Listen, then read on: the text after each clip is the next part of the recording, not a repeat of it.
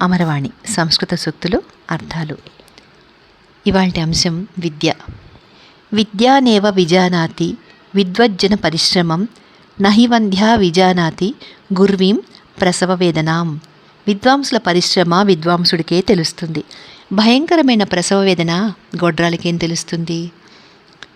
రెండవ శ్లోకం. విద్యానామ నరస్య రూపమధికం ప్రచ్ఛన్న గుప్తం ధనం విద్యా భోగకరీ యశస్సుఖకరీ విద్యా గురూణాం గురుః విద్యా బంధుజనో విదేశగమనే విద్యా పరాదేవత విద్యా రాజసు పూజ్యతే నహి ధనం విద్యా విహీనః పశుః. విద్య మనిషికి అందం, దాచిన సొమ్ము, భోగాన్ని, కీర్తిని, సుఖాన్ని కూడా కలిగిస్తుంది. గురువులకు గురువు, దేశం కాని దేశంలో బంధువు లాంటిది.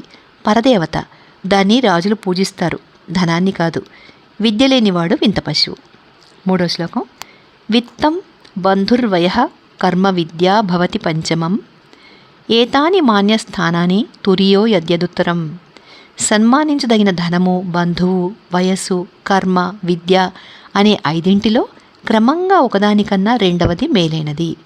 అంటే బంధువు అనేది ధనం కంటే, వయస్సు బంధువు కంటే, కర్మ వయస్సు కంటే, విద్య అన్నిటికంటే అని అర్థం.